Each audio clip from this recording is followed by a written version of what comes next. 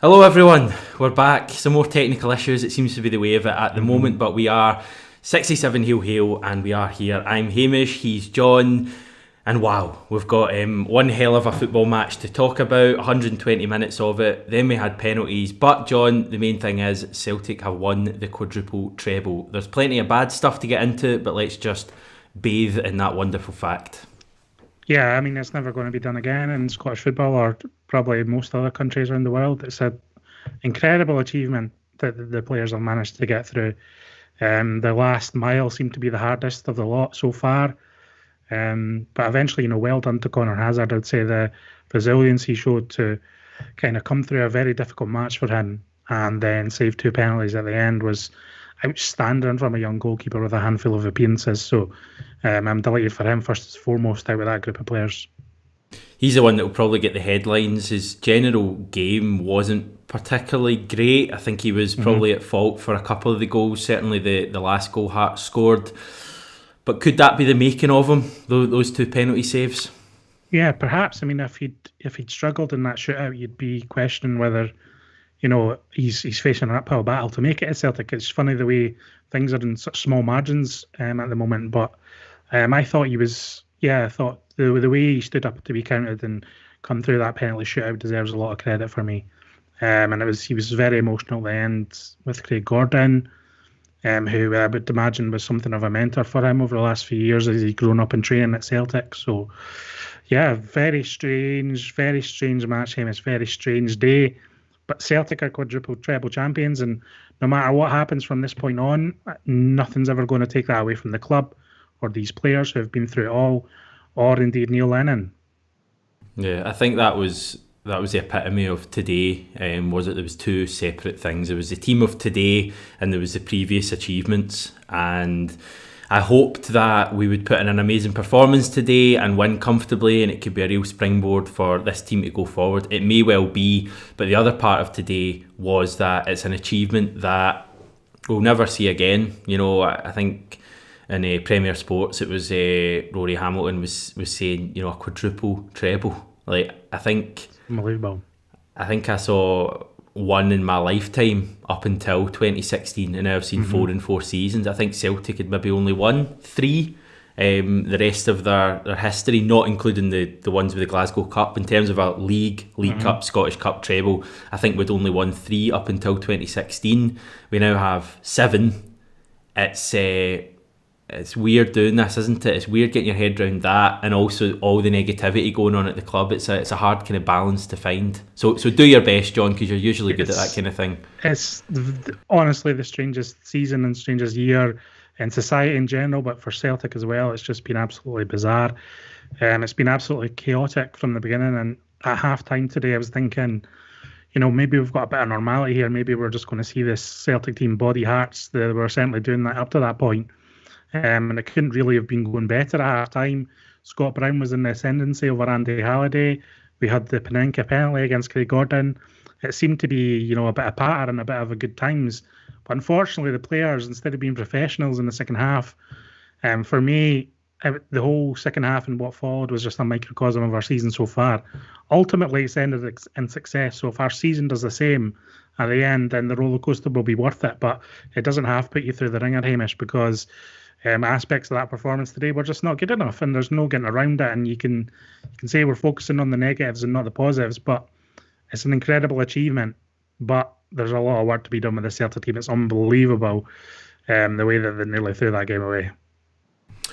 Yeah, it was. A few things that struck me in the celebrations, and I know celebrations are always, massive affairs, and everyone's always getting involved, but it did look a genuinely united team. I don't know if you heard Scott Brown and Callum McGregor saying that Neil Lennon should be involved in the trophy lifting, and Neil Lennon saying, no, you guys do it.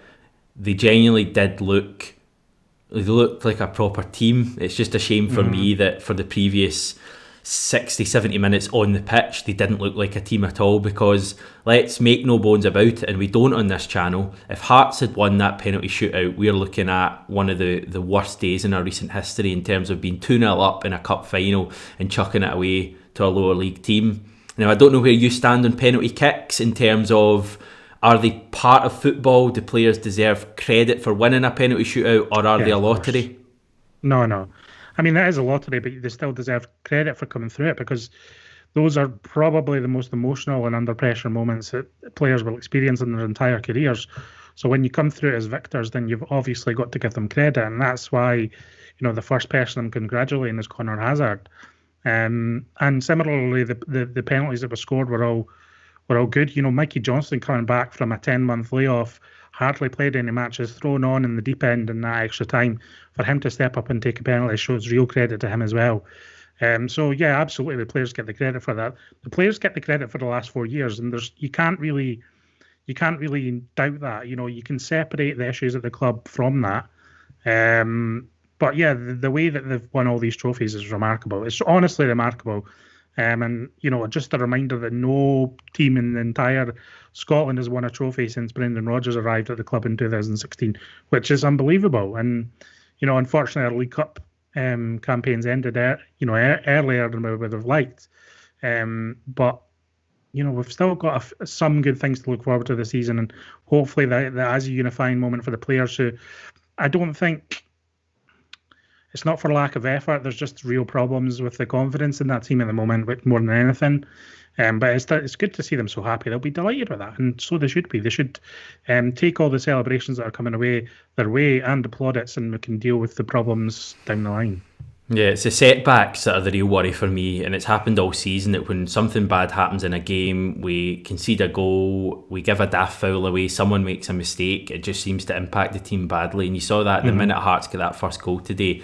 I'll be honest, I was surprised that Hearts didn't actually win the game in normal time, and the fella who ended up scoring, generally I think his name is, had a really good chance with a couple of minutes to go of stoppage time in the 90 that he skied over the bar. But that cup winning run went last month. That was when the run officially ended in that defeat against Ross County.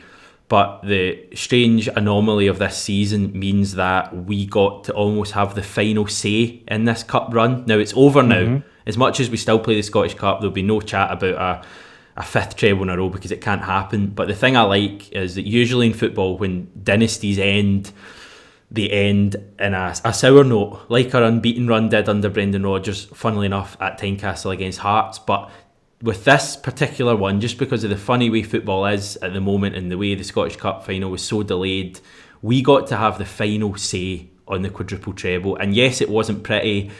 God, we were, one Conor Hazard save away basically from not winning it. But we did it, and that's all that matters. From a Scotland fan who's celebrating Scotland being at the Euros from winning 2 consecutive penalty shootouts, winning is all that matters. Yeah, winning's all that matters for the history book, certainly, and for the players' careers as well. And you think about people like Scott Brown, who has been at the club for such a long time and won countless trophies.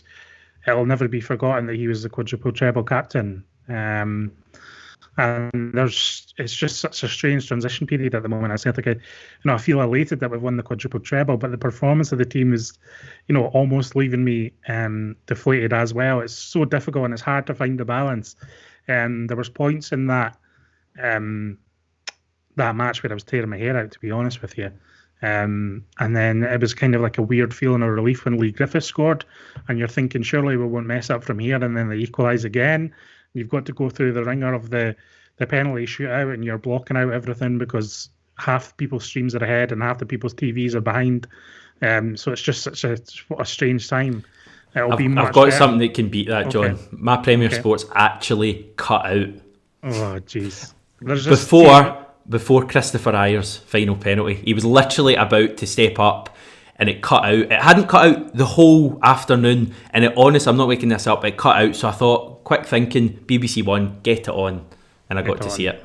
And I'm going to feel a lot better about Celtic when there's fans back in the stadium and everything's a bit more passionate, because it's just such a strange feeling not having other people to bounce off as well. Usually watching Celtic can be a social experience, and there's just none of that at the moment. It's just so bizarre, Hamish. But I'm delighted for the club, and I'm delighted for the players, and delighted for Neil Lennon. There's going to be a lot of people throwing a little bit of anger his way over the next few days, I would imagine, once the dust settles on all this a bit. But again, the achievement is remarkable. Right, have we been positive enough? Have I in general been positive enough? Because I just need to get a few things off my chest that I'm one of those people who's going to be, pretty scathing of Neil Lennon over the next wee while. I was hoping that we'd found our turning point, as short-lived as it may have been with those 2 wins against Lille and Kilmarnock. I actually feel worse about our chances of winning the league this afternoon than I did this morning, even though we've won the cup final. I just thought it was really, really pathetic, the second half performance. I didn't think extra time was much better. Yes, we got the goal, but you look at our goals today, one of them's a piece of magic from Ryan Christie, comes out of nothing. One's a penalty and one's a set piece, and for me that's a real concern, and I've just got massive fears going forward that this team's going to be able to go on a winning run, because setbacks are going to happen this season, and whenever setbacks seem to happen, they just crumble. Now, I know we won it today in the end, and I get that, but it just wasn't convincing at all. And as I say, if we'd have lost that in penalties, it would have just been the worst thing ever. Yeah, I mean, we've got Ross County on Wednesday, so there's no time to really hopefully that just gives them a shot in the arm. I know we've been saying it all season, but and I know we drew in 90 minutes today, but it is 3 victories in a row, and you're just hoping that that's given the players some sort of belief, even if the fans are losing a little bit of belief in them. What matters in terms of results is that the players have belief in themselves and that they can overcome these moments. The fans just really need to go along for the ride. It's about what the players are feeling at the moment. And as you noted, they certainly looked pretty happy at the end of the match, you would say. They'll take that achievement and see it as something to hang their hat on. So whether that kicks us into life and sparks a winning feeling in the players remains to be seen. I have hope of beating Ross County on Wednesday, managerless. There should be no excuses. I know we've had a long day there, but some of the players like, Turnbull and Sorrow didn't play the full 120 minutes, so they can come back into the team. And hopefully, another 3 points just settles everyone down again. Ross County at home, what could possibly go wrong? Right, the chat's a bit of a kind of shambles, to be honest, today, so I've been doing my best to try and take some stuff from it. Plexiplox has got in touch with our, I keep forgetting what you call it, super chat feature. If you really want to be heard on the channel, get in touch there, we'll answer your questions. Plexiplox asking, Hazard number 1 or do we chase Forster? What do you think? I don't think Forster's a goer, like as I said, unless Southampton brings someone in. It just doesn't seem likely. They've got Forster's their backup goalkeeper. He's their number 2, he's not their number 3. Angus Gunn is out on loan at Stoke City, so it's not a goer. I think Hazard's, I thought he was pretty poor today overall, but hopefully again that penalty shootout's some sort of making of him. And does he stay in nets for Wednesday? That's a difficult question. I'm going to think about that one. I would suggest perhaps not, but Lennon might want to capitalise on that penalty win. Who else you want to give special praise for today? I know he slammed in the final penalty. I thought Christopher Ajer in general was pretty good. Anyone else? Chris Sutton said Scott Brown was the best player in the pitch. Not so sure about that. Yeah, apart from, Ryan Christie had a difficult afternoon apart from his goal, but that goal was wonderful. And I think that was worth his place in the team today ultimately, because he can produce moments like that and a few other players in the squad can. And yeah, the team deserve credit as a unit, I think, to come through that difficult game. It's not for individuals apart from the goalkeeper saving those penalties. Yeah. Just finally, John, sum up how you're feeling. I know you've done a pretty good job of it so far. No, I feel good. I feel good that we've achieved that. And it's just about how the team look forward. I'm always moving on to the next thing, but we can enjoy this today. I said that last week. We should just enjoy this cup win if we do it. And then everything's going to take care of itself over the next month. There's huge matches ahead, so the players can't celebrate for too long. Yeah, there's loads and loads coming. I'm very nervous about a lot of it. That performance today hasn't, put much confidence in me, certainly, for what's to come. But today was a Scottish Cup game. Today was about making history. And you know what? It took us 120 minutes. It took us penalty kicks as well. But we did it. Yeah. As I said in last week, when people in the future look back at this season, even though this is last season's competition, they will only see Scottish Cup season 2019-2020. They won't remember when it was won, whether it was won at Hampden 5 days before Christmas with no fans there at all, whether it was penalty shootout, they will just see winners Celtic Football Club. And you know what? Winners has pretty much summed up Celtic Football Club for the last 4 years. 12 domestic trophies from 12 and onwards from here. And talking about onwards from here, we're having to dash off now, John. Why is that? Yes. Yeah, we're doing the charity stream on a Celtic State of Mind. I know people have been following that for a weekend. We're on at 6 o'clock for an hour, so we'll be going a bit more depth into certain issues. We're kind of doing a regular episode of our weekly podcast, so if you've never checked that out, it's a good opportunity to check us out there and donate some cash to charity. It's going to be box office, isn't it? It's dinner time. Yes. Sunday, Celtic have just won the Quadruple Treble, so catch us there. It's a Celtic State of Mind YouTube, so you don't even need to leave the current website you're on. Find us there if you're watching this on demand, which I know a lot of you do. I don't know if on demand's the right term, but basically archiving it.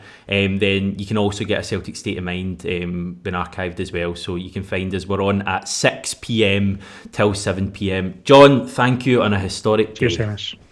Thanks everyone for watching. It's been a good turnout. Thanks everyone for getting involved in the chat. We're back tomorrow with more chat. For now, just bask in the glory of more Celtic trophies. Take care and hail, hail.